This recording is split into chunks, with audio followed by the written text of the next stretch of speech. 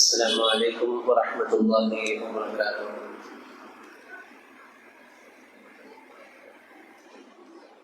الحمد لله رب العالمين والصلاة والسلام على رسوله الأمين وعلى آله وصحبه أجمعين.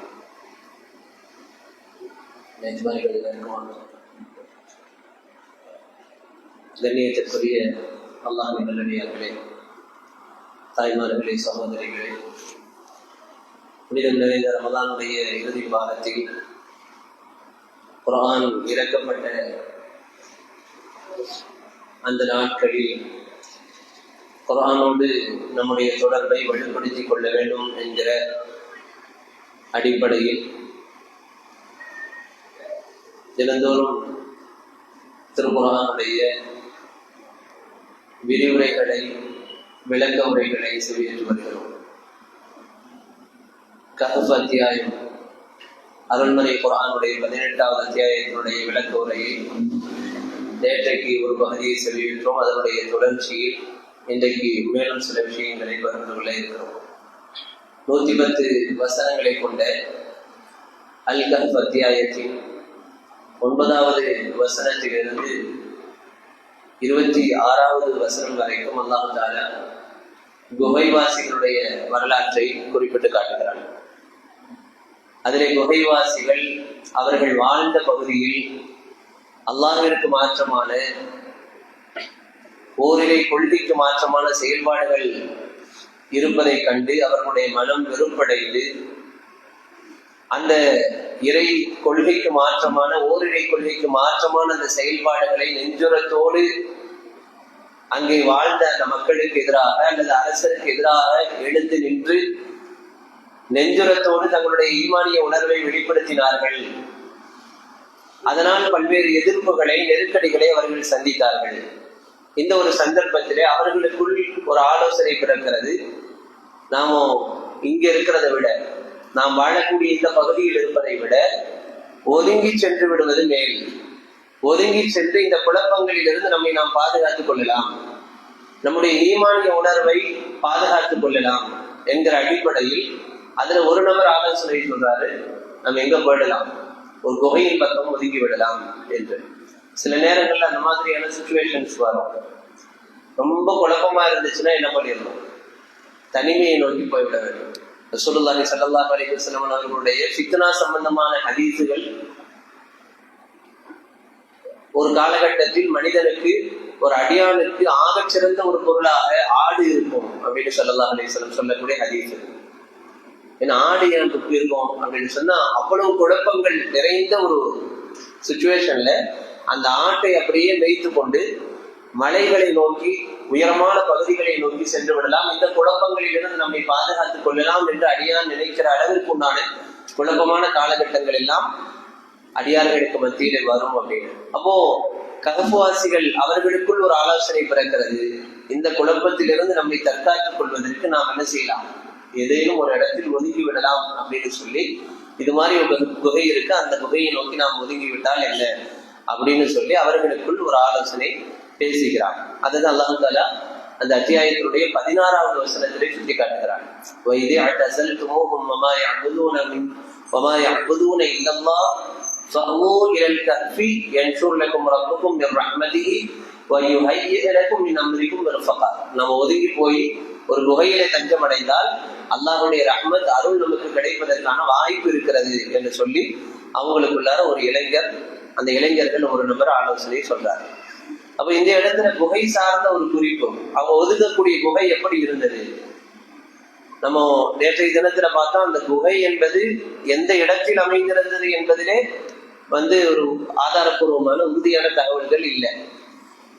அப்போ குகை என்பது கண்டுபிடிக்கப்பட்டது அப்படின்னு தான் சொல்றாங்க. குர்ஆனுடைய அந்த தகவலை வைத்து அந்த குகை எந்த பகுதியில் அமைந்திருக்கலாம் அப்படின்னு பார்க்கும்போது ஜோர்டான் பகுதியில அந்த குகை இருந்திருக்கலாம் அப்படின்னு சில அடையாளங்களை வைத்து கண்டுபிடிக்கப்படுது. அப்ப அந்த குகையினுடைய அமைப்பு எப்படி இருக்கும் என்பதை இப்னு கஸீர் ரஹ்மத்துல்லாஹி அலைஹி அவங்களுடைய தஃசீர்ல அடிக்குறிப்பில் இப்படி எழுதுறாங்க. குகை ஜோர்டானுடைய பகுதியில் கண்டுபிடிக்கப்பட்டது. அதிலே ஒரு நுழைவு வாயில் இருந்தது. அதிலே ஒரு மைய அரங்குனா ஹால் மாதிரி ஒரு பகுதி இருந்தது. அதுல 7 கல் சமாதிகள் இருந்தது. அந்த குகையில 7 கல் சமாதிகள் இருந்தது. அதே போல கற்களால் ஆன தூண்கள் அந்த குகைக்குள்ளார இருந்தது. அந்த ஒவ்வொரு தூண்களிலேயும் அழகிய சித்திர வடிவமைப்புகள் இருந்தது. இப்படி எல்லாம் அந்த தஃசீர்ல நம்ம அடிக்குறிப்புகள்ல பார்க்கிறோம். இது குகை சம்பந்தப்பட்ட குறிப்பு. இப்படியாக அந்த இளைஞர்கள் அந்த குகையை நோக்கி உள்ளே நுழைகிறார்கள். உள்ளே நுழைந்ததற்கு பின்னால் அடுத்த வசனம் என்ன சொல்லுது அப்படின்னு சொன்னா, அந்த குகைக்குள்ளார போனதுக்கு அப்புறம் அல்லாஹ்வுடைய ஏற்பாடு, இது ஒரு அதிசயம், இது ஒரு அத்தாட்சி. இந்த சம்பவம் என்பது பின்னால் வரக்கூடிய மக்களுக்கு, பின்னால் வரக்கூடிய சத்திய விசுவாசிகளுக்கு உலகம் உள்ளளவும் ஒரு படிப்பினை அப்படிங்கிற அடிப்படையில அல்லாஹ் இந்த சம்பவத்திற்குள்ளார தன்னுடைய வல்லமையை கொண்டு வரான். அதைதான் அல்லாஹ் தஆலா 17வது வசனத்துல சொல்லி காட்டுறான். அந்த குகைக்கு உள்ளே நுழைந்து விட்ட நபர்கள், குகையினாலே எந்த விதமான வெளியில் இருக்கக்கூடிய எந்த விஷயங்களும் உள்ள போகாத அளவுக்கு உண்டான ஒரு பகுதி அது. ஆனா அந்த பகுதியில தான் போய் இருக்க போறாங்க. அது எவ்வளவு காலம் இருக்க போறாங்க? ஆண்டாண்டு காலம் இருக்க போறாங்க. அந்த ஆண்டாண்டு காலமும் அசையறது இல்லை, உறக்கத்துல இருக்க போறாங்க. அப்ப உறக்கத்தில் இருக்கக்கூடிய அந்த மக்களை அல்லாஹ் எப்படி வழிநடாத்த போறான், எப்படி பாதுகாக்க போறான், இது எப்படி அத்தாட்சியா மாத்த போறான்? இங்கதான் அல்லாஹ்வுடைய வல்லமை அங்க வெளிப்படுது.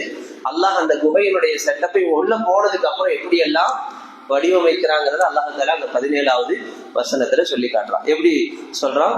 வத்தரஷம் செய்தா போல தஸாபுர் அன் கஃபின் தாத்தல் யமீனி வதாத்தல் ஷிமாலி. அதாவது சூரியனுடைய அந்த ஒளி கதிர்கள் அந்த குகையில எப்படியெல்லாம் பட வேண்டுமோ அப்படியெல்லாம் பட வைக்கிறாங்க. அந்த உள்ளே இருக்கக்கூடிய அந்த குகைவாசிகளுக்கு, இளைஞர்களுக்கு எந்த பாதிப்பும் இல்லாத வகையில். எந்த பாதிப்பும் இல்லாத வகையில்னா நம்ம ஏற்கனவே சொன்னோம், வலபிசு ஃபீ கஃபிஹிம் 300 சினீன வஸ்தாது 9. ஏறத்தாழ 300 ஆண்டுகளுக்கு மேலாக அவங்களை அல்லாஹ் தஆலா உறக்கத்துல கொண்டு போய் வச்சிருக்கிறான். அப்ப உறங்க ஆரம்பிச்ச அந்த நபர்களுக்கு ஃபர்ஸ்ட் விஷயம், உறக்கம் களையக்கூடாது.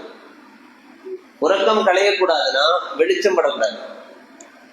பொதுவா நமக்கு வெளிச்சம் வந்துருச்சுன்னா என்ன வந்துடும்? தூக்கம் போயிடும்.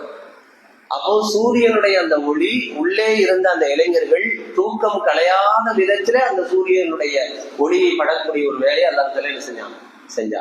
எப்படி சூரியனுடைய அந்த ஒளி கதிர்கள் படாம இருக்காது அந்த குகை மேல, பட்டாலும் கூட அது உள்ளே இருக்கக்கூடிய அந்த இளைஞர்களுக்கு பாதிப்பு ஏற்படாத வண்ணம் அல்லாஹ் அந்த திசைகளை மாத்தி மாத்தி கொடுத்தான், சூரியனுடைய அந்த ஒளிக்கதிர்கள் படாதவாறு அப்படின்னு சொல்லி அல்லாஹ் தஆலா இந்த வசனத்துல சொல்றான். இதெல்லாம் இறைவனுடைய ஏற்பாடு. அதே போல உள்ளே இருந்த அவர்களுடைய அந்த படுக்கை, அவர்கள் படுத்திருந்த அந்த இடம் அது விசாலமாக இருந்தது என்றெல்லாம் அல்லாஹ் தஆலா சொல்றான். இப்படி சொல்லிட்டு அல்லாஹ் தஆலா அந்த ஆயத்துல இப்படி ஒரு வார்த்தையை சொல்றான், தாலிக மின் ஆயாத்தி இல்லா. இது அல்லாஹ்வுடைய அத்தாட்சி என்று சொல்றான். தாலிக மின் ஆயாத்தி இல்லாஹி மை யஹ்தில்லாஹு ஃபஹுவல் முஹ்ததி. எவரை அல்லாஹ் நேர்வழியில் செலுத்துகிறானோ அவரே நேர்வழி பெற்றவர் ஆவார். இப்ப இதான் அல்லாஹ்வுடைய அத்தாட்சி. எது அல்லாஹ்வுடைய அத்தாட்சி? கஹ்ஃப் குகைவாசிகள், அந்த இளைஞர்கள் சார்ந்த அந்த வரலாறு முழுக்க அல்லாஹ்வுடைய அத்தாட்சி. நம்ம 2வது பத்துல மஸ்ஜிதுல் ஹராம் சம்பந்தமான உரையை சொல்லும் போது அல்லாஹ்வுடைய அத்தாட்சினா என்னன்னு ஒரு வார்த்தை விளக்கம் சொல்லியிருக்கோம். யாராவது சொல்ல முடியுமா? எதெல்லாம் அல்லாஹ்வுடைய அத்தாட்சி? அல்லாஹ்வுடைய அத்தாட்சினா என்ன? ஆயாத்துன்னு சொல்றோமே, அல்லாஹ்வுடைய அத்தாட்சி என்றால் என்ன? அதுக்கு என்ன டெஃபினிஷன்? ஒரு விளக்கம் சொல்லியிருக்கோம். அப்ப அல்லாஹ்வுடைய அத்தாட்சி என்பதற்கான ஒரு விளக்கம் என்னன்னா, எதுல எல்லாம் மனிதனுடைய வல்லமை செல்லுபடியாகாதோ, எதுல எல்லாம் மனிதனுடைய சக்தி செல்லுபடியாகாதோ அதெல்லாம் ஆயாத்தம் ஆகும். அதெல்லாம் அல்லாஹ்வுடைய அத்தாட்சி. இப்ப இந்த நிகழ்வுல அல்லாஹ் ஆயாத்துன்னு சொல்றான். இது இந்த குகைவாசிகளுடைய சம்பவம் என்பது அல்லாஹ்வுடைய அத்தாட்சி என்று சொல்றான். எப்படி அத்தாட்சியா மாறுது? இது இப்படி எல்லாம் நடக்கிறதுக்கான வாய்ப்பு மனிதனை கொண்டு என்ன செய்யாது, ஆகாது. 300 வருஷம் தூங்க வைக்கிறது, அந்த குகைக்குள்ளார இருக்க வைக்கிறது, குகையில எல்லா செட்டப்புகளையும் ஏற்படுத்தி கொடுக்கறது, சூரிய ஒளிக்கதிர்கள் டிஸ்டர்ப் இல்லாம பண்றது இல்லையா, அவங்களுடைய அது அடுத்தடுத்து வருது பாருங்க, அவங்களுடைய உறக்கத்தினுடைய அந்த அமைப்பு, இது எல்லாமே மனிதனால என்ன பண்ண முடியாது, செயல்படுத்த முடியாது. மனிதனுடைய சக்தி எதிலையெல்லாம் செல்லுபடியாகாதோ அதுவெல்லாம் ஆயாத்துகள், அல்லாஹ்வுடைய அத்தாட்சிகள் அப்படிங்கிறதுதான். அப்ப இந்த வசனத்தை, இந்த சம்பவத்தை அல்லாஹ் தஆலா அத்தாட்சி என்று குறிப்பிட்டு காட்டுகிறார். இந்த சம்பவம் எப்படியெல்லாம் அத்தாட்சி ஆகுது? தஞ்சம் போவதற்கான ஒரு வழிகாட்டுதல் அல்லாஹ் கொடுத்தது. இந்த இடத்துக்கு நீங்க போயிடுங்க அப்படின்னு அவங்க மனசுல சொல்லி அந்த குகையை நோக்கி போனது, அது ஒரு அத்தாட்சி தான். குகையை நோக்கி சென்றது, சூரிய ஒளிக்கதிர்கள் உள்ளே அவங்களை டிஸ்டர்ப் பண்ணாத லெவல்ல அல்லாஹ் தஆலா அமைச்சது. அதே போல காற்றை உள்ளே அனுப்பி வைத்தது. குகைக்குள்ளார காத்து போகாது, ஆனால் அவங்களுக்கு காத்து தேவைப்பட்டது. அப்ப தேவையான காற்றை உள்ளே அனுப்பியது. இந்த காற்றை உள்ளே அனுப்புறதுடைய காரணம் என்னன்னா, உறங்கி கொண்டிருக்கிற அவர்களுடைய உடல்களுக்கு எந்த விதமான பாதிப்பும் ஏற்படாத வண்ணம் இந்த காற்றை அனுப்பியது. சுத்தமா வெளிச்சமே போலனாலும் ப்ராப்ளமா இருக்கும். அப்ப தேவையான ஒரு சின்ன வெளிச்சத்தை மட்டும் உள்ள கொடுத்தது. வெப்பம் தேவைப்படும், தேவையான வெப்பத்தை கொடுக்கறது. ரொம்ப அதிகமான வெப்பம் போயிட்டாலும் அவங்களால அந்த குகைக்குள்ளார இருக்க முடியாது. அப்ப தேவையான வெப்பத்தை கொடுப்பது, காற்றும் தேவையான அளவிலே கொடுப்பது, அவங்க ஆரோக்கியத்துக்கு அது ரொம்ப ரொம்ப முக்கியமானது. இது எல்லா ஏற்பாட்டையும் செய்தது யார்தான்? அல்லாஹ் தான். இந்த ஏற்பாட்டை செய்வதற்கான வல்லமை இந்த விஷயத்துல யாருக்கு மட்டும்தான் முடியும்? அல்லாஹ்வுக்கு மட்டும்தான் முடியும். அதனாலதான் அல்லாஹ் தஆலா இதை அத்தாட்சி என்று சொல்லி காட்டுகிறார்.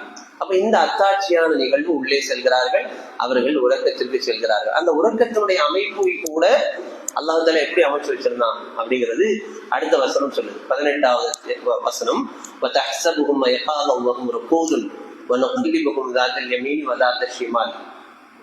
அதாவது அவங்களுடைய கண்கள் திறந்த நிலையில இருந்துச்சு, ஆனா தூங்கிட்டு இருந்தாங்க. அவர்களுடைய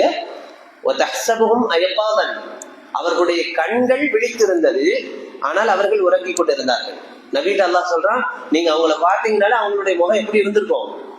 கண்கள் விழித்த நிலையில இருந்திருக்கும், ஆனா 300 வருஷத்துக்கு மேல உறக்கத்துல அவங்க இருந்திருக்கிறாங்க. அப்ப யாராவது எட்டி பார்த்தா கூட அங்க இருக்கிறத அவங்க புரிஞ்சுக்கிட்டாலும், மனிதர்கள் இருக்கிறத புரிஞ்சுட்டாலும், இவங்க பார்த்துட்டு இருக்கிறாங்கன்னா என்ன செஞ்சிருவாங்க? அங்க நிக்க மாட்டாங்க, வேகமா விரண்டு ஓடிடுவாங்க. அந்த தோற்றமும் அந்த மாதிரி பயப்படுற மாதிரி ஒரு தோற்றமா இருக்கும். படுத்த நிலையில அப்படி கண்கள் பார்த்த நிலையில இருக்கும் பொழுது யாருமே போய் டிஸ்டர்ப் பண்ண மாட்டாங்க. அப்படியான ஒரு தோற்றத்தை அல்லாஹ் தஆலா ஏற்படுத்தி வைத்திருந்தான். இங்க பாருங்களேன், இந்த வசனம் படிக்கும் போது ஒரு ஆச்சரியத்தை ஏற்படுத்திச்சு. காதுகளை அடைச்சிட்டான், கண்களை திறந்து வச்சான். நம்ம ஏற்கனவே ஒரு வசனத்துல சொன்ன 11வது வசனத்துல ஃபதரபனா அலா ஆதானிஹிம், காதுகளை அடைச்சிட்டான். காதுகளை அடைச்சதுக்கு என்ன காரணம்? சப்தம் வந்தா டிஸ்டர்ப் ஆயிடுவாங்க அப்படின்னு சொல்லி காதுகளை அடைச்சிட்டு அப்படியே ஆப்போசிட்டா பண்ணிடுறாங்க. காதுகளை அடைச்சிட்டு பொதுவாக தூங்கும் போது எது மூடி இருக்கும்? கண்ணு மூடி இருக்கும், காது திறந்த நிலையில இருக்கும். அல்லாஹ் இங்க அப்படியே ஆப்போசிட்டா சொல்றான், காது மூடிடுச்சு, கண்ணு திறந்திருக்கு. அப்போ மனிதன் எப்படி மனிதன் இயல்பா எப்படி சிந்திப்பானோ அதுக்கு ஆப்போசிட்டான மனிதன் சிந்திக்கவே முடியாத ஒரு செயல் திட்டத்தை தான் அல்லாஹ் தஆலா இங்க வடிவமைச்சிருக்கிறத நம்ம பார்க்கிறோம். அப்ப கண்கள் திறந்த நிலையில் இருந்தது என்று அல்லாஹ் தஆலா அந்த வசனத்துல சொல்லி காட்டுறான். அதே போல வனக்லிபுஹும் ذاتல் யமீன் வذات ஷிமால், வலது பக்கம் இடது பக்கமா அல்ல திருப்பி போட்டான். Blood circulation. ஒரே பக்கமா படுத்தாதீங்கன்னு சொல்றாங்க இல்லையா? ஏன் ஒரே பக்கமா படுத்தோம்னா உடம்புல நிறைய ப்ராப்ளம்ஸ் என்ன செய்யும் வரும். கொஞ்சம் அப்படியே திருப்பி படுறோம். அப்பதான் உடம்புல ரத்த ஓட்டம் சீரா இருக்கும். இதெல்லாம் யாரே பண்ணிருக்கா? அல்லாஹ்வுடைய ஏற்பாட்டுல 300 வருட காலம் உறக்கத்தில் இருந்த அந்த மக்களுக்கு இந்த அதிசயத்தை நிகழ்த்துவதற்கு பின்னால் எல்லா சேஃப்டி செக்யூரிட்டியோட இந்த அதிசயத்தை அல்லாஹ் தஆலா நிகழ்த்தி காட்டி இருப்பதை நம்ம பார்க்கிறோம். இதெல்லாம் குர்ஆன்ல சொல்லப்படுகிற அற்புதமான வரிகள். இதெல்லாம் அப்படி திருப்பி போட்டான் அல்லாஹ் தஆலா. அவங்களுடைய உடலை திரும்பி அவங்க படுத்தாங்க, அவங்களுக்கு எந்த பாதிப்பும் இல்லாத நிலையில. இந்த நிலையில தான் அவர்கள் உள்ளே இருக்கும் பொழுது அந்த குகையினுடைய முற்றத்திலே எது இருந்தது? நாய் இருந்தது. அந்த குகைவாசிகள் சார்ந்த அந்த நாய் அந்த குகையினுடைய முற்றத்தில் இருந்தது. எப்படி இருந்தது? கால்களை நல்ல விதித்த நிலையில அப்படி உட்கார்ந்து இருந்தது. தஃசீர்கள் எழுதும் போது அந்த நாயும் துவில் கொண்டது, அந்த நாயும் உறக்கத்தில் இருந்தது. எப்படி? உட்கார்ந்த நிலையிலேயே பார்க்கறதுக்கு அப்படி உட்கார்ந்த நிலையில பாதுகாப்பு பணியில ஈடுபட்டு இருந்த மாதிரி இருந்திருக்கும். ஆனால் அதுவும் எதுலதான் இருந்துச்சு? உறக்கத்தில் தான் இருந்தது. தஃசீர்கள் எழுதுறாங்க, இந்த நாய் அந்த குகைவாசிகளுடைய வேட்டை பிராணியாக இருந்திருக்கலாம். வேட்டை பிராணியாக இருந்த ஒரு நாய், அதுதான் அவங்களோட சேர்ந்து அங்க இருந்தது. அப்ப இந்த நாய்க்கு ஒரு மிகப்பெரிய அந்தஸ்து இருக்கு வரலாற்றுல. ஏன்? நல்லவர்களுடைய சகவாசத்துல இருந்த காரணத்தினால இந்த நாய் ஒரு தனிச்சிறப்பு பெற்ற நாயாக வரலாற்றுல பதிவு செய்யப்படுது. தஃசீர்களையும் அப்படிதான் என்ன செய்யறாங்க, எழுதுறாங்க. அப்ப இப்படி நாயும் அவர்களோடு சேர்ந்து இருந்தது. அந்த வசனத்திலே அல்லாஹ் தஆலா தொடர்ச்சியா சொல்றான். நான் ஏற்கனவே சொன்ன செய்திதான். லவித் தலஅத அலைஹிம் லவல்லைத மின்ஹும் ஃபிராரா வலமுலிஅத மின்ஹும் ருஅபா. அவங்க யாராவது உள்ள கஹ்வாசிகள் யார் இருக்காங்கன்னு எட்டி பார்த்தாங்கன்னா அவர்களுடைய தோற்றம் பயத்தை ஏற்படுத்துவது போல் அமைந்திருக்கும், விரண்டு ஓடி விடுவார்கள் அவர்களை பார்த்து அப்படின்னு அல்லாஹ் அந்த வசனத்துல சொல்றான். அடுத்து தொடர்ச்சியா 19வது வசனத்துல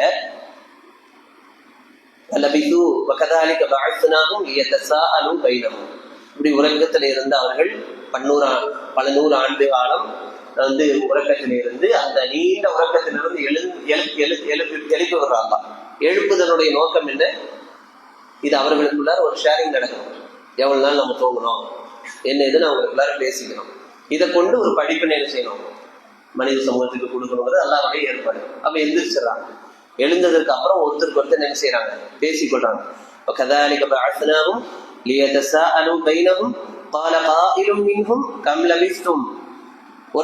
ஒருத்தர் கேட்கிறார், கம் லபிஸ்தும், நீங்க எவ்வளவு நாள் தூங்குனீங்க அப்படின்னு. அப்ப قَالُوا لَبِثْنَا يَوْمًا أَوْ بَعْضَ يَوْمٍ, ஒரு நாளோ அல்லது ஒரு நாளின் ஒரு பொழுதோ அவ்வளவுதான் நாம் தூங்கி இருப்போம்.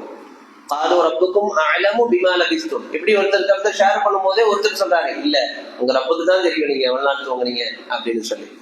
அப்போ இதுக்கு அப்புறம் அவங்களுக்குள்ள ஷேரிங் நடக்குது. இதுக்கான விளக்கங்களை எழுதும் பொழுது தஃசீரில் எழுதுறாங்க, முற்பகலில் அவர்கள் குகைக்கு உள்ளே நுழைகிறார்கள்.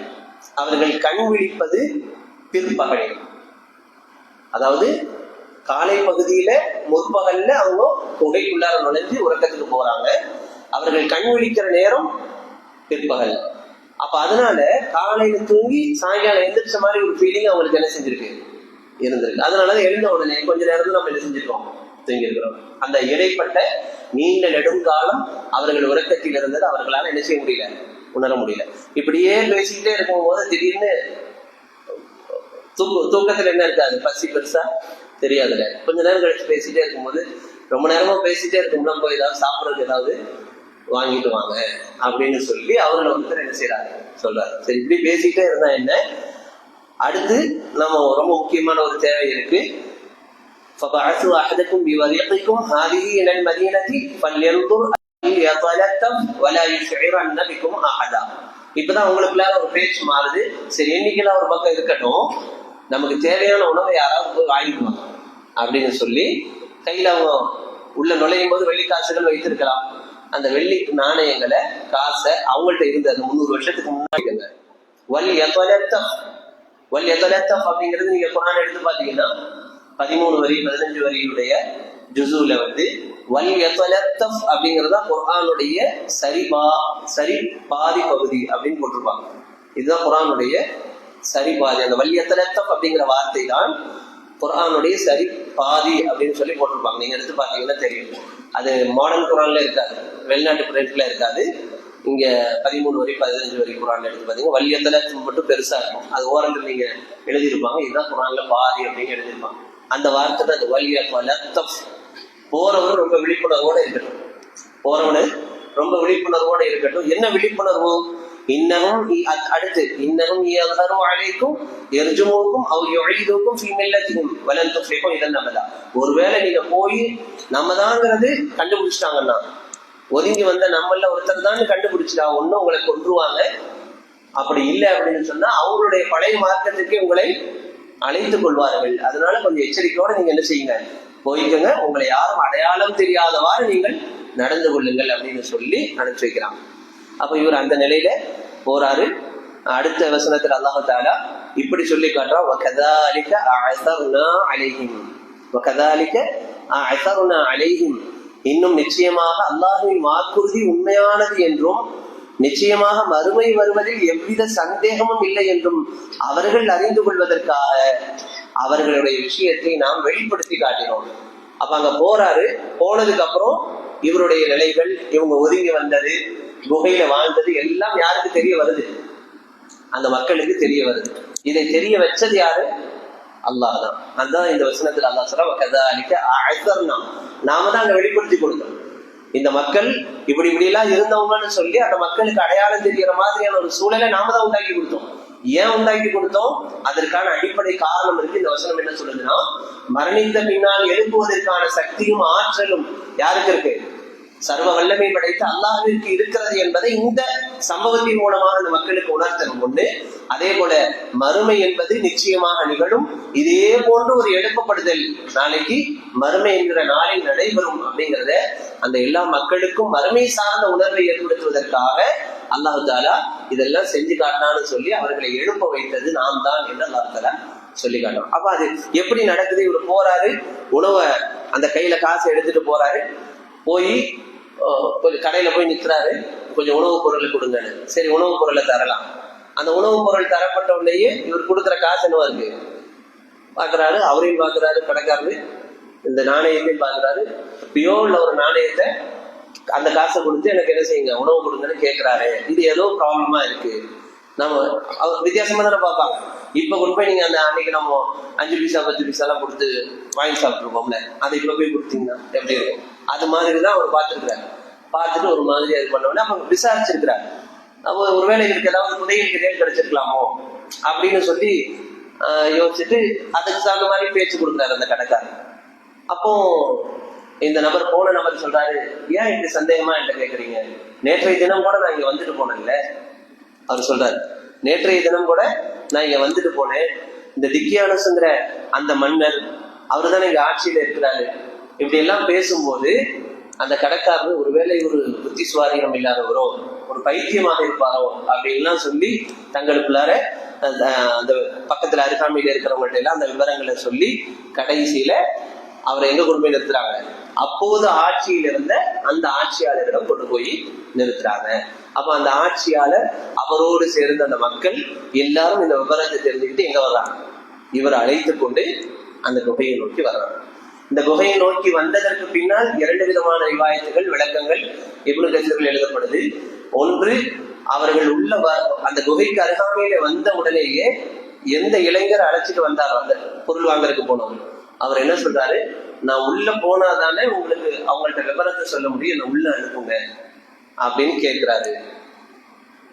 சரி போங்க அப்படின்னு அவர் உள்ள போன உடனேயே அந்த வரலாறு அப்படியே ஸ்டாப் ஆகுது. அல்லாஹ் தஆலா அந்த நிலையை மறைச்சிடலாம் அப்படின்னு எழுதுறாங்க.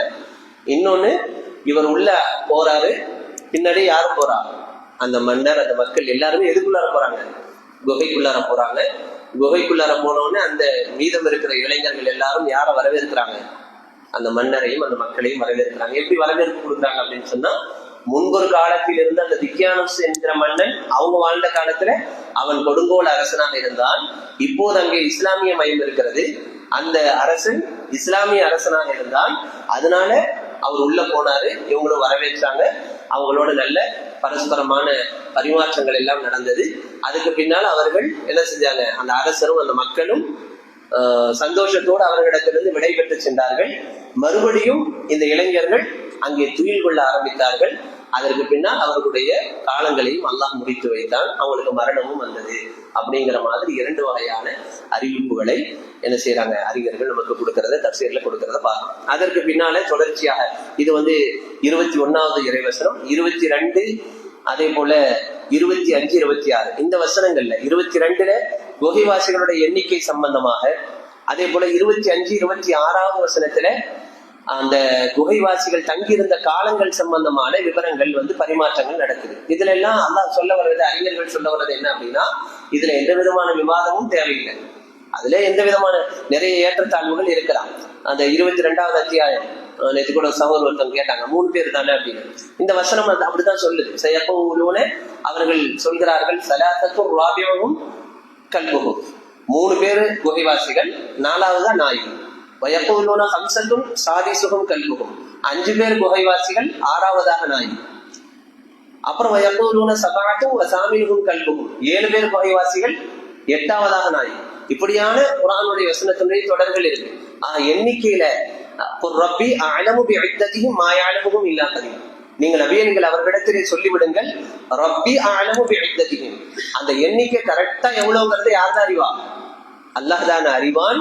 மா யஅலமுஹும் இல்லா கலீல், அவர்களிலே அநேக நபர்கள் ரொம்ப சொற்பமானவங்க தான் அதை தெளிவா தெரிஞ்சிருப்பாங்க. அநேக நபர்கள் என்ன செஞ்சிருக்க மாட்டாங்க, அறிஞ்சிருக்க மாட்டாங்க. அப்ப ஃபலா துமாரிஃபிஹிம் இல்லா மிராஅன் லாஹிரா, எனவே எண்ணிக்கையினுடைய விஷயத்தில் நீங்கள் தர்க்கம் செய்து கொள்ள வேண்டாம். இது விஷயத்துல நீங்க என்ன செய்ய வேண்டாம், உங்களுக்குள்ளார எந்த விதமான பரிமாற்றங்களும் வேண்டாம், அதை விட்டுருங்க நீங்க. அதே போல வாழ்ந்த காலம் அது அல்லாஹ் தஆலா 25, 26வது இறைவசனத்துல வலபிது ஃபீ கஹ்ஃபின் ஸலாத மிஅத்தின் ஸினீன வஸ்தாது திஸ்ஆ, அவர்கள் தங்கள் குகையில் 300 வருடங்கள் தங்கினார்கள் என்றும் இன்னும் 9ஐயும் அதிகப்படுத்தினார்கள் என்றும் சிலர் கூறுகின்றனர். அப்படின்னா எத்தனை வருஷம்? 300 பிளஸ் 9, 309 வருஷம். அப்ப இங்கே அல்லாஹ் தஆலா குலில்லாஹு அஅலமு பிமா லபிஸு லஹு கைபுஸ் ஸமாவாத்தி வல் அர்த், அவர்கள் அதில் தங்கியிருந்த காலத்தை அல்லாஹ்வே நன்கறிந்தவன். அப்ப எண்ணிக்கை விஷயத்திலோ அவர்கள் தங்கியிருந்த காலத்தின் விஷயத்திலோ நீங்கள் எந்த விதமான தர்க்கமும் கொள்ள வேண்டியதில்லை. இந்த சம்பவத்திலிருந்து என்ன பாடமும் படிப்பினையும் உங்களுக்கு தேவையோ அதுல நீங்க என்ன செய்யுங்க, கவனம் செலுத்துங்க. அப்படிங்கறதுதான் இந்த கஹ்ஃப்வாசிகள் சம்பந்தமாக அல்லாஹ் நம்மிடத்திலிருந்து எதிர்பார்ப்பது.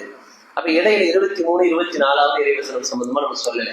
23, 24வது இறைவசனத்துலதான் வந்து நேற்றைய தினத்துல நம்ம சொன்னது மாதிரி பெருமானார் ஸல்லல்லாஹு அலைஹி வஸல்லம் விளக்கம் கேட்ட போது மக்கத்து குஃபார்கள் நாளைக்கு சொல்றேன்னு சொன்னாங்க. எது சொல்லல, இன்ஷா அல்லாஹ்ங்கிற வார்த்தையை சொல்லல. அதைத்தான் இந்த 23, 24வது வசனத்தில் அல்லாஹ் தஆலா அதனை பாடமாக படித்து கொடுக்கிறான் நபி அவர்களுக்கு. வலா தகூலன்ன லிஷைஇன் இன்னி ஃபாயிலுன் ذلك غدا. நபியே, இன்னும் எந்த விஷயத்தை பற்றியும் நிச்சயமாக நான் நாளை அதை செய்பவனாக இருக்கிறேன் என்று நிச்சயமாக கூறாதீர்கள்.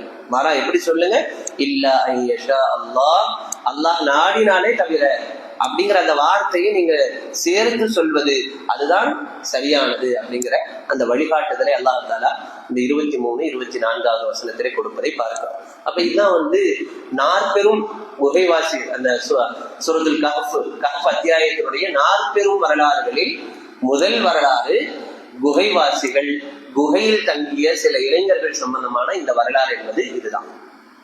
படிப்பினை என்ன? குர்ஆன்ல சொல்லப்படுகிற எல்லா வரலாறுகளிலும் என்ன இருக்கு? படிப்பினைகள் இருக்கு. ஒரு 10 வகையான படிப்பினைகளை சுருக்கமாக இந்த இடத்துல நம்ம நினைவுபடுத்தணும். ஒன்று, அல்லாஹ்வினுடைய வல்லமை என்பது எப்படி வேணாலும் அல்லாஹ் வல்லமை மிக்கவன் என்பதை இது போன்ற எண்ணற்ற நிகழ்வுகளின் வழியாக அல்லாஹ் இந்த மனித சமூகத்துக்கு என்ன செய்யறான், உணர்த்தி காட்டுறான். அப்ப கஹ்ஃப்வாசிகளுடைய வரலாறு என்பது யாருடைய வல்லமை சார்ந்த விஷயம்?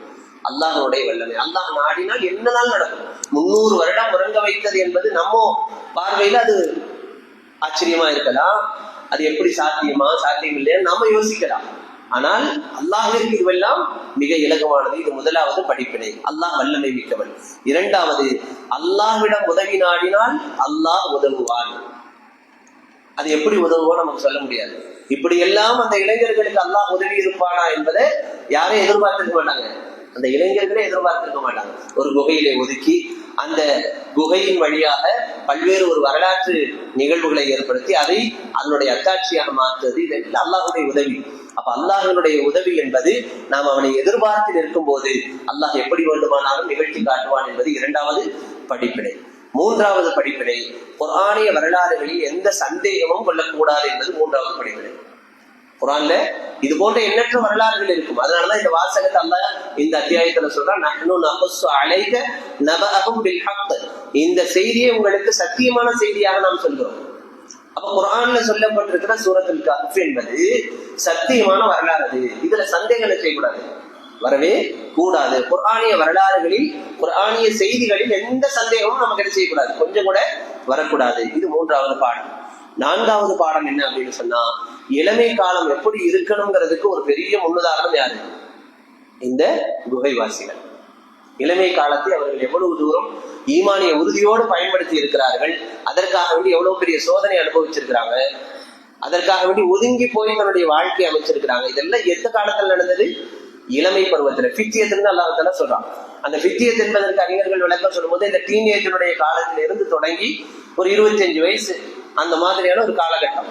அந்த காலகட்டத்தில் தான் அவர்களுடைய ஈமானிய உணர்வு இவ்வளவு தூரம் வெளிப்பட்டது என்று அறிஞர்கள் சொல்கிறார்கள். அப்போ இளமை காலம் எப்படி இருக்க வேண்டும் என்பதற்கான சான்றாக இந்த குகைவாசிகளுடைய சம்பவம் அமைந்திருக்கிறது. இது நான்காவது பாடம். ஐந்தாவது பாடம் என்ன அப்படின்னு சொன்னா, குழப்பமான காலங்களில் மக்களை விட்டு ஒதுங்கி இருப்பது நல்லது. ரொம்ப குழப்பமா இருக்கு, ஒரு சரியான தீர்வு காண முடியல அப்படின்னு சொன்னா அல்லாஹ் அப்படின்னு சொல்லி கொஞ்சம் தனிமையை ஏற்படுத்திக் கொள்வது ரொம்ப சிறப்பானது. இது ஐந்தாவது. ஆறாவது, அநீதங்களை காணும் பொழுது உறுதியுடன் அதனை ஒதுங்கி நிற்க வேண்டும். உறுதியுடன் அந்த செயல்பாட்டிலே நாம் நிற்க வேண்டும் என்பதற்கும் யார் உதாரணம்? அந்த குகை இளைஞர்கள் உதாரணம். அப்ப இளைஞர்கள் இது காமு அல்லாஹ் தஆலா சொல்றான், அந்த அரசருக்கு முன்னால் எழுந்து நின்று அவர்களுடைய செயல்பாடுகள் அசத்தியம் என்பதை நெஞ்சுரத்தோடு சொல்லக்கூடிய நபர்களாக அவர்கள் இருந்தார்கள். அப்போ எங்கெல்லாம் நம்ம அநீதத்தை பார்க்கிறோமோ, அசத்தியத்தை பார்க்கிறோமோ, அல்லாஹ்விற்கு மாற்றமான செயல்பாடுகளை பார்க்கிறோமோ, அங்கெல்லாம் நெஞ்சுரத்தோடு நாம் அதை பேச வேண்டும், அதை எதிர்த்து நிற்க வேண்டும். அந்த இடத்துல உறுதியான தன்மை நம்ம இடத்துல இருக்க வேண்டும் என்பதற்கான பாடம் இந்த குகைவாசிகளுடைய சம்பவத்திலிருந்து நமக்கு கிடைப்பது. இது 6வது. 7வது என்ன அப்படின்னு சொன்னா எச்சரிக்கை உணர்வு. அந்த உணவு வாங்க போகும்போது இதர தோழர்கள் நண்பர்கள் என்ன சொல்லி அனுப்புறாங்க, கொஞ்சம் எச்சரிக்கையா இருங்க, கொஞ்சம் எச்சரிக்கையா இருங்க. எச்சரிக்கை உணர்வு என்பது ஒரு சத்திய விசுவாசிக்கு மிக மிக முக்கியமானது, அது ரொம்ப அவசியமானது என்பதை ஒரு பாடமாக கொடுக்கிறது இந்த வரலாறு. 8வது விஷயம், வரலாறுகளை வாசித்து விட்டு கடந்து போவதல்ல, மாறாக அதன் மூலமாக பாடம் படிக்க வேண்டும் என்பது இந்த குகைவாசிகளுடைய சம்பவம் உணர்த்தக்கூடிய ஒரு படிப்பினை. ஏன் அல்லாஹ் இந்த வரலாறை ஏற்படுத்தினா, ஏன் எழுப்பி விட்டா அல்லாவே சொல்றான், இதன் மூலமாக இதர மக்களுக்கு ஒரு பாடம் கிடைக்கும். இது போன்ற எழுப்பப்படுதல் மறுபடியும் நடக்கும், இது போன்ற ஒரு மறுமையில் ஒண்ணு நடக்கும். இதற்கான ஆற்றல் யாருக்கு இருக்கு? அல்லாஹ்விற்கு இருக்கு. இதையெல்லாம் இந்த சம்பவத்தின் வழியாக மனித சமூகம் உணரணும் அப்படிங்கிறதான். அப்ப வரலாறுகள் எல்லாம் நமக்கு ஒரு உணர்வை ஏற்படுத்தணும். குகைவாசிகளுடைய சம்பவம் எப்படி இருந்தது? ரொம்ப அருமையா இருந்தது, கேட்கறதுக்கு அவ்வளோ சூப்பரா இருந்துச்சு. இன்னைக்கு நிறைய புதிய புதிய தகவல்கள்லாம் கிடைச்சது. அதோடு சேர்ந்து இந்த குகைவாசிகளுடைய வரலாறு எனக்குள் என்ன மாற்றத்தை ஏற்படுத்தணும் அப்படிங்கறத ரொம்ப ரொம்ப முக்கியமான. வாழ்ந்தால் குகைவாசிகளை போல ஒரு இளைஞனாக நான் வாழ்வேன் அப்படின்னு நம்ம இன்னையில இருந்து ஒரு உறுதி எடுத்துக்கிட்டோம்னா இந்த சம்பவத்தை கேட்டதுக்கு அர்த்தமான ஒரு நிலை ஏற்பட்டு இருக்கிறது என்று அர்த்தம். ஈமானிய உணர்வில் அதிகம் ஏற்பட்டிருக்கிறதுனா அதுதான். அப்போ பாடங்கள் என்பதுதான் ரொம்ப ரொம்ப முக்கியமானது வரலாறுகளின் வழியாக. அது ஒரு 8வது செய்தியாக அல்லாஹ் தஆலா சொல்றான். 9வது செய்தி, மறுமை நாள் என்பது நடந்தே தீரும். நிச்சயமாக மறுமை நாள் நிகழ்ந்தே தீரும், அதுல எந்த சந்தேகமும் உங்களுக்கு வேணாம். அதற்கான ஒரு சான்றுதான் பாருங்க, 300 வருட காலம் உறங்க வைத்து விட்டு மறுபடியும் எழுப்பி இருக்கிறோம். இது மாதிரி பல 100 ஆண்டுகள் அவன் மரணம் என்கிற உறக்கத்துக்கு போனாலும் மண்ணோடு மக்கி போனாலும் அவர்களை மறுபடியும் எழுப்பி கொண்டு வருவதற்கான ஆற்றல் அல்லாஹ்விடம் இருக்கிறது. அது நடக்கும், அது சத்தியமானது என்பதை உணர்த்தக்கூடிய ஒரு செய்தியாக இந்த சம்பவம் அமைந்திருக்கிறது. கடைசியா 10வது விஷயமா அல்லாஹ் உணர்த்தக்கூடிய ஒரு பாடம் என்னன்னா, நபியின் வழியாக நீங்க எந்த ஒரு செயலை செய்தாலும் இன்ஷா அல்லாஹ் சொல்லி என்ன செய்யுங்க. அல்லாஹ்வுடைய நாட்டம் இல்லாமல் உங்களுடைய காரியம் என்ன செய்யாது. அதெல்லாம் நாளைக்கு எல்லாத்தையும் முடிச்சிடலாங்க, எல்லாம் பண்ணிடலாங்க அப்படின்னா சொன்னாரீங்க. இன்ஷா அல்லாஹ் ஆதரவு வைக்கிறேன் இன்ஷா அல்லாஹ். அதனாலதான் நம்ம சொல்லும் போது கண்டிப்பா உறுதியா அப்படின்னு பேசாதீங்க. நம்முடைய வார்த்தைகள்ல கூட இன்ஷா அல்லாஹ் முயற்சி செய்யறேன், நிச்சயமா முயற்சி செய்யறேன் இப்படி சொல்லலாம். அதெல்லாம் நீங்க ஒண்ணு கூட மிஸ் ஆகாதுங்க. நாளைக்கு நீங்க பாருங்க அப்படின்னு என்ன செய்யாதீங்க, சொல்லாதீங்க. மறக்காமல் எதை சொல்ல வேண்டும்? இன்ஷா அல்லாஹ் என்கிற வார்த்தையை சொல்ல வேண்டும். இப்படியான 10 வகையான பாடங்களை அல்லாஹ் தஆலா இந்த சம்பவத்தின் வழியாக கொடுக்கிறார். அதற்கு பின்னால 27வது வசனத்திலிருந்து 31வது வசனம் வரைக்கும் நபிக்கு சில பண்புகள் அல்லாஹ் தஆலா போதிக்கிறார். இங்க வரலாறு இல்லை, நபிக்கு சில பண்புகளை போதிக்கிறார். 27வது வசனத்திலிருந்து 31 வரை அந்த பண்புகள் என்ன, இது மாதிரியான சம்பவங்களை மக்களுக்கு எடுத்து சொல்லுங்க அப்படின்னு அல்லாஹ் தஆலா சொல்றான். அதே போல யார் அல்லாஹ்வை நினைவு கூறுகிறார்களோ அவர்களோடு நீங்கள் பொறுமையாக இருக்க வேண்டும் என்பதை நபிக்கு பண்பாக சொல்லி காட்டுறான். அதே போல அடுத்து அல்லாஹ் தஆலா தொடர்ச்சியாக சத்தியம் அது எல்லாம் உங்கள் ரப்பிடம் இருந்து வந்தது அப்படிங்கிறத மக்கள்கிட்ட நீங்க எடுத்து சொல்லுங்க அப்படிங்கிற செய்தியை எல்லாம் அல்லாஹ் தஆலா சொல்லிட்டு அதற்கு பின்னால 2வது சம்பவத்தை அல்லாஹ் தஆலா 32வது வசனத்தில் இருந்து 42வது வசனம் வரைக்கும் அல்லாஹ் தஆலா சுட்டி காட்டுறான். இதுதான் 4 வரலாறுகளில் 2வது வரலாறு. அப்ப இந்த வரலாறு நம்ம சுருக்கமா சொல்லிட்டு நம்ம இந்த 2வது வரலாறையும் நான் நிறைவு செய்யலாம்னு நினைக்கிறேன். என்ன அப்படின்னு சொன்னா, இந்த 12 வசனங்கள்ல அல்லாஹ் தஆலா 32ல இருந்து 44வது வசனம் வரைக்கும் இந்த 12 வசனங்கள்ல முன்னால் வாழ்ந்த 2 சகோதரர்களை பற்றிய குறிப்பும் அப்படின்னும் அறிஞர்கள் சொல்றாங்க. இன்னொன்னு இறை நம்பிக்கையாளர், இறை மறுப்பாளர், இந்த 2 பேருடைய நிலைகள் எப்படி இருக்கும் அப்படிங்கிறத அல்லாஹ் தஆலா உருவகப்படுத்தி அதை ஒரு உதாரணமாக சொல்லி அடியார்களுக்கு என்ன செய்யறான், விளக்குறான். அதை ஒரு சம்பவமா சொல்லி காட்டுறான். அப்படிங்கறதா இந்த 12 வசனங்கள்ல அல்லாஹ் 2வது நிகழ்வாக சொல்வது. இதுல என்ன அல்லாஹ் தஆலா சொல்றான், ஒரு நபருக்கு அல்லாஹ் தஆலா தோட்டத்தை கொடுத்திருந்தான். இன்னொரு நபர் இயல்மை நிலையில இருந்தாரு, இல்லாதவரா இருந்தாரு. இல்லாதவர் இருக்கிறவர்கிட்ட போய் தேவையாகக்கூடிய ஒரு நிலை இருந்தது. இதற்கு 3 விதமான விளக்கங்கள் சொல்றாங்க. அந்த 2 பேர் யாரு, 2 நபர்களை பற்றி அப்படின்னு அல்லாஹ் சொல்றான். அந்த 2 மனிதர்களை பற்றி தான் அல்லாஹ் சொல்றான். இந்த 2 மனிதர்கள் யாருன்னா, நபியின் காலத்தில் வாழ்ந்த 2 பேரை அறிஞர்கள் குறிப்பிடுறாங்க. அந்த 2 நபர்கள் விஷயத்துலதான் அல்லாஹ் இந்த சம்பவத்தை சுட்டி காட்டுறாங்க. இன்னொரு காரணமும் எழுதுறாங்க. இன்னொரு தகவலும், இஸ்ரவேலர்களுடைய காலத்திலே வாழ்ந்த 2 நபர்கள், நபியின் காலத்துல வாழ்ந்த 2 நபர்களுடைய பெயரை குறிப்பிடும் பொழுது அஸ்வத் இப்னு அப்துல் அஸ்வத் அப்படிங்கிற ஒரு சம்பந்தமாகவும், இவர் தோட்டத்தினுடைய உரிமையாளர். 2வது நபர் நல்லடியாராக இருந்தவர் அபு சலமா அப்துல்லாஹ் இப்னு அஸ்வத். இப்படி 2 பேர். இவங்களுக்குள்ளார நடந்த அந்த சம்பாஷணை, அந்த என்ன சொல்றது, உரையாடல், அந்த உரையாடல் தான் இதுல சொல்லப்பட்டிருக்கு. இன்னொரு இது என்னன்னா, இஸ்ரவேலர்களுடைய காலத்துல நடந்த சம்பவத்தை அல்லாஹ் தஆலா இங்க எடுத்து பேசுறான். அந்த காலத்துல வாழ்ந்த 2 பேர், ஒன்று தம்லீகா, இவர் நம்பிக்கையாளராக இருந்தவர், இன்னொன்று நத்ரூஸ் அப்படின்னு சொல்லி எழுதுறாங்க. இதெல்லாம் இப்னு கஸீர்ல வரக்கூடிய விளக்கங்கள். இப்படி 2 பேர். இமாம் குர்துபி ரஹ்மத்துல்லாஹி அலைஹி அவர்கள் 3வது சம்பவமாவே சொல்றாங்க. 2 பேரு, அந்த 2 பேர்ல தம்லீகா என்பவர், ஃபர்தூஸ் என்பவர், இந்த 2 பேர், இவங்க 2 பேரும் பங்காளிகளா இருந்தாங்க. இவங்க தங்களுக்குள்ளார சொத்தை பிரிச்சுக்கிட்டாங்க. அந்த பிரிச்சுக்கிட்ட சொத்துல 3000 பொற்காசுகள் ஒவ்வொரு நபருக்கும் வந்தது.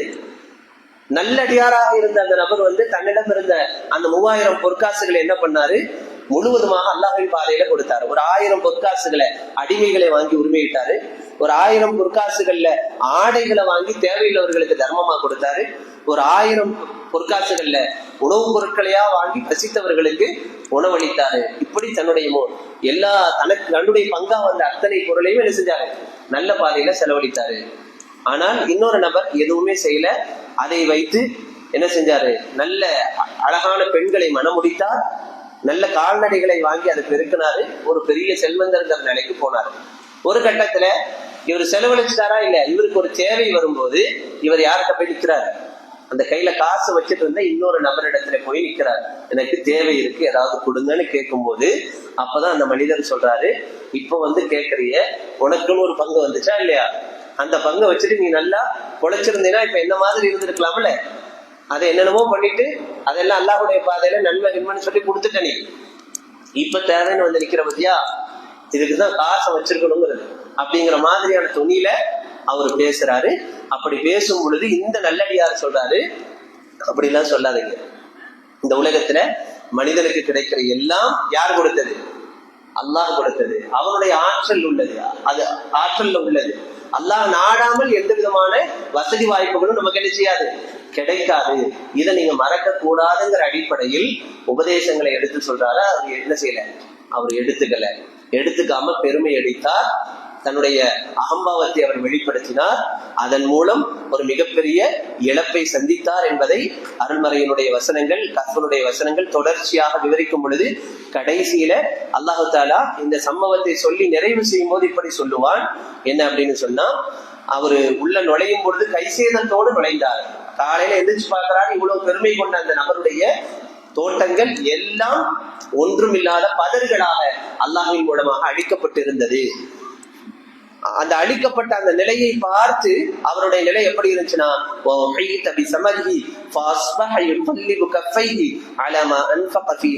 அவனுடைய விளைபொருட்கள் அழிவினால் சூழப்பட்டன. அதற்காக தான் செலவு செய்ததை குறித்து வருந்தியவனாக தன் 2 கைகளையும் பிசைந்து கொண்டிருந்தான்.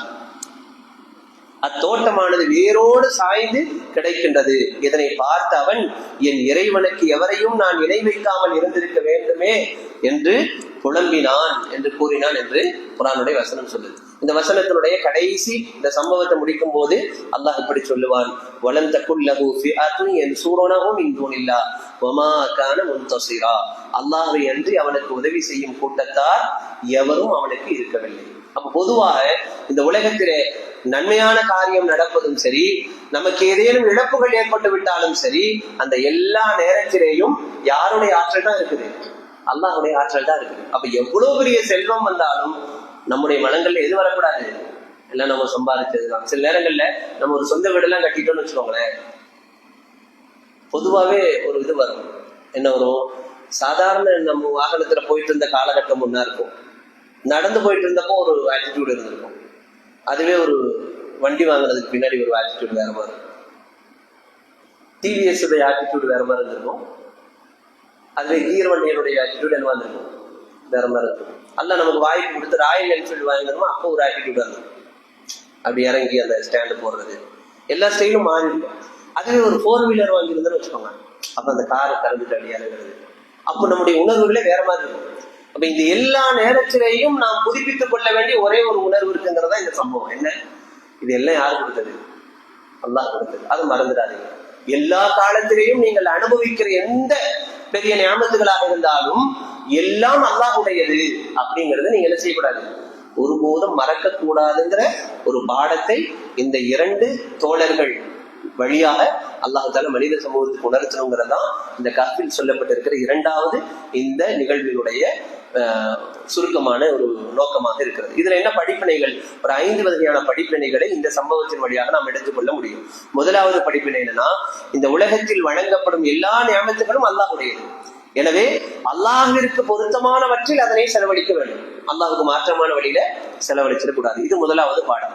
2வது, அழிந்து போகும் உலக ஆசைகளில் வீழ்ந்து விடுவது பெரும் தவறாகவும் அமைந்து விடுகிறது, பெரும் இழப்பையும் ஏற்படுத்தும். எனக்கு இது கிடைச்சிருக்குங்கிறதுக்கு வேண்டி இதை கொண்டு எனக்கு எல்லாம் நடந்துடும் நினைச்சோம்னா அது என்னவாயிடும்? அது அழிவாக மாறி போய்விடும். அல்லாஹ் நானா ஒரு நிமிஷத்துல எல்லாத்தையும் ஒண்ணுமில்லாம ஆக்கிடுவான். அந்த அச்ச உணர்வு நம்ம இடத்துல இருக்க வேண்டும். 3வது பாடம் என்னன்னா, எவ்வளவு செல்வம் இருந்தாலும் பணிவும் நன்றியுணர்வும் நம்ம இடத்துல அவசியம். இது 3வது பாடம். 4வது பாடம், பெருமையாளர்கள் அநீதியாளர்களுக்கு விரைவில் வேதனை வந்து சேரும் அப்படிங்கிறதுக்கான ஒரு உதாரணத்தை பாடத்தை அல்லாஹ் தஆலா இதுல வச்சிருக்கிறான். 5வது விஷயம், நிலையான வாழ்வு மறுமைதான். எனவே இறை எச்சத்தின் மூலம்தான் அந்த மறுமையினுடைய வாழ்வை செழிப்பாக ஆக்க முடியும் அப்படிங்கிற 5 வகையான பாடத்தை இந்த சம்பவத்தின் மூலமாக நாம் எடுத்துக்கொள்ளலாம்.